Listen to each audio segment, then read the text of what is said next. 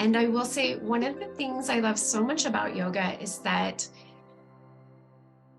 once you're in the habit of doing it, it comes naturally to you. The tools like the breathing, the grounding, the way you speak to yourself, so that, I love things like acupuncture and massage and therapy.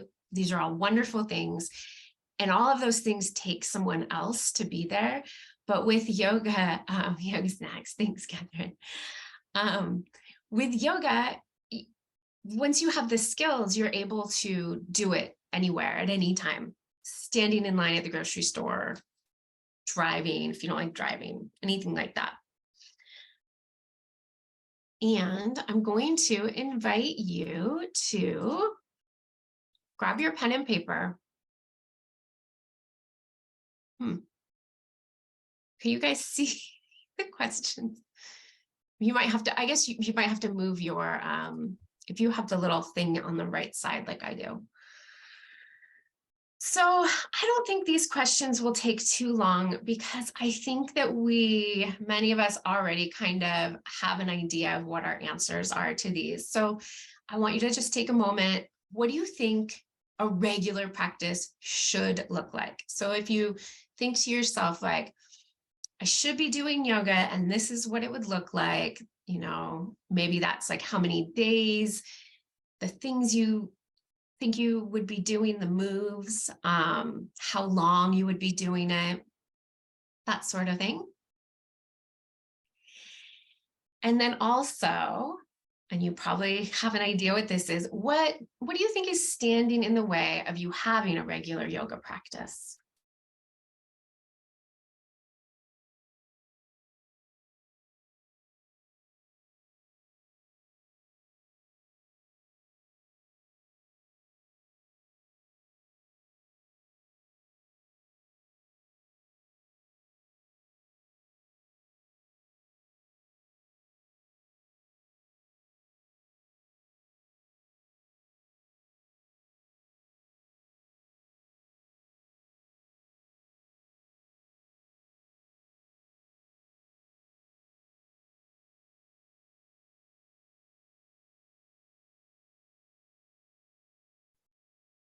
Okay, so finishing up. I was scrolling through the names. It's so exciting to see you guys here. Thanks for being here. Okay, I'm going to tell you what I see. So a lot of the people that I work with have similar thought patterns to me. And so there's a lot of overlap. And so what I notice is we tend to be unrealistic with our expectations and what we think a yoga practice should look like. And so then our expectations are unrealistic. We can't help but, quote, fail. And then we beat ourselves up. We failed again. We can't do this. We're a failure. That might not be you, but it's something that I encounter. Unrealistic expectations include, going from not practicing yoga at all to this idea that I'm going to practice every day for like 45 minutes or an hour, every day of the week, every day of the month, every day of the year. Or I'm joining a yoga studio and I'm going to go 4 times a week to yoga class. It could have something to do with length of time, the yoga practice needs to be X number of minutes long. And it could be that we are expecting ourselves to do a practice that is depleting to ourselves. And so then we don't stick with it because it's not nourishing, it's depleting. I will share that before I even started yoga teacher training, I thought, I would be doing yoga like 2 hours a day, and it would be like an hour and a half of like really vigorous sun salutations, and then half an hour of like just Zen seated meditation. And that was never something that I was going to be able to fit into my life. Nobody expected that of me except for me, and I failed at it anytime I tried to do it. That's a good example of unrealistic expectations. The things that are that I hear that are standing in people's way, the number one thing I hear is no time. We're all like super busy and we're doing a million things, and there's like literally no time in the day to fit in a yoga practice. Part of that has to do with those unrealistic expectations, because we think that the yoga practice has to be a certain way. But in a moment, we'll do a little activity tracking, and we'll see if you can find some time in your day. Another reason I hear is there's no energy. I'm so tired by the end of the day. I just come home, I collapse. I can barely like eat dinner, and then I just want to lay in bed and do nothing. I'm spent. Not flexible enough. I can't get on the floor. I can't touch my toes. So there's no way I can do yoga. I don't know where to start. I have no idea, like I want to do it, but I have no idea how to do it, or what to do, or where to start. And then one of my favorites is, I'll do it when my life mellows out. And so I feel like we all do this, which is just this idea that like things are going to mellow out in the future. And that's when I'll do it, because I'll have more time and energy. And I hope for you that your life does mellow out in the future. And I have a feeling it's not going to. Obviously there's situations where someone has, emergencies and different things. And yes, like yoga practice changes or it falls away or whatever.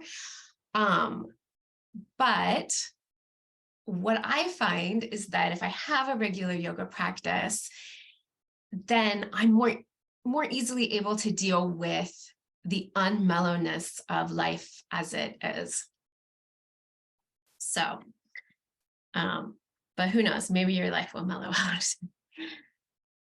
So then I just want to mention what I see as the root causes of some of these. Perfectionism and all or nothing thinking are big ones. I'm guilty of these myself. It has to be a certain way. And if I'm not doing it, then, just forget it. I'm not going to do it at all. I'm not doing it right, not doing it perfect.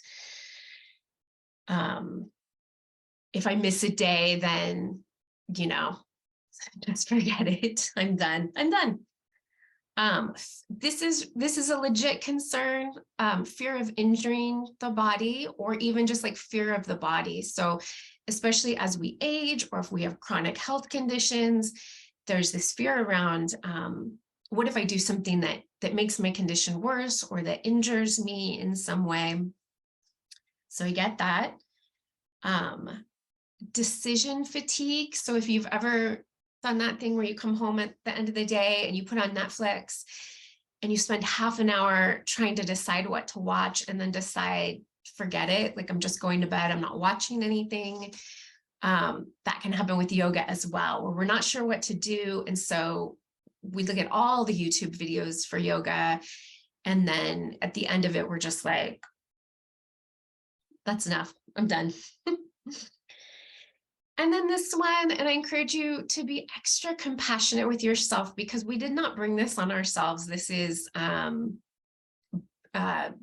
of the toxic culture that we all live in, and that is prioritizing yourself last. And I think that, especially as women, especially as people who are raised female, we've been kind of trained to put ourselves last. And so we're taking care of partners first, and kids and parents and pets. And then you don't have any time or energy at the end of it all to do a little bit of self-care. I want to mention this is especially true, or doubly true, or whatever, for BIPOC women, Black, Indigenous, women of color, who have had that burden, as well as then the burden of, this expectation of taking care of everyone else, including the white women, and putting themselves last. And so this is not something that we get over overnight or in this week together. But if you can just start to bring awareness to the times that you're putting yourself last. And maybe like there's little bits where you can move yourself up a little bit in that line and do some self-care, but extra compassion with that because it's difficult. Take a moment for that. The last thing we're going to do today together, I'm going to share my screen again.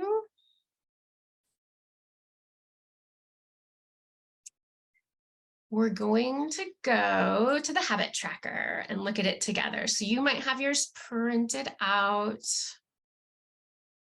I'm going to pull it up here. Oh, did I call it a habit tracker? It's an activity tracker. And so far, I just see a gray blob. Interesting. I looked at it earlier and it came up. It's okay because we don't need to see it because what it is, it's just a piece of paper with lines. And the idea is, I would love for you to take a couple minutes and write down some of the activities that you do every day. You could even like just kind of start with morning and work through your day. And then the little check marks are, is it an essential activity? So is it something you have to do? And then is it nourishing or is it depleting? And so we'll spend a couple minutes right now. You guys can look at your activities, and also you could even like carry the sheet around with you tomorrow and just notice as you go through your day, like, what am I doing? How am I spending my time?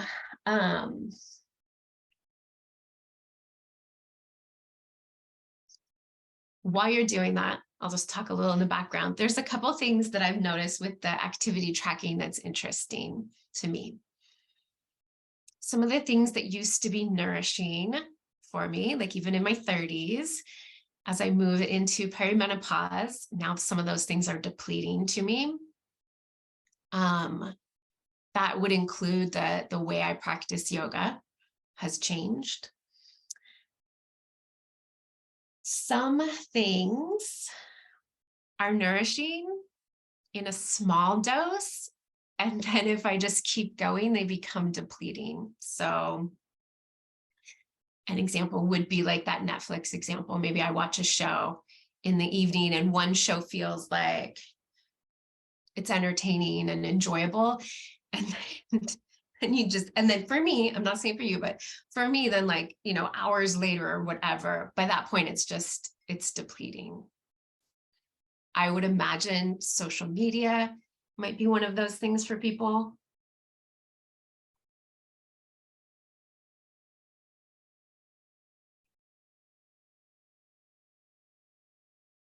I watched my mom's dog this week. And walking my dog is one of the most nourishing things I do. And then just adding one more dog made it completely depleting. So that little thing that recharges me every day became something that zapped my energy. It was essential. I needed to walk the dogs, but it was interesting.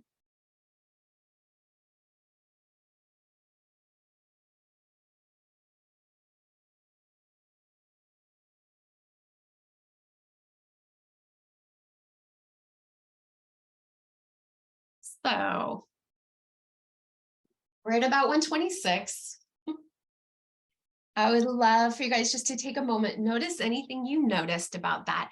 Page 2 of those pre-challenge journaling questions are all about the activity tracking and anything you noticed. I think especially, comment. Carmela, that's such a good point. Oh, and this is the first time I've noticed that we can like people's comments. Change can be totally depleting and then become nourishing. That's so true. That's such a good point. Thank you for sharing. I would love for you, especially to look at those things that you have marked as non-essential and depleting. That is, that's one of your places you can slip some yoga in.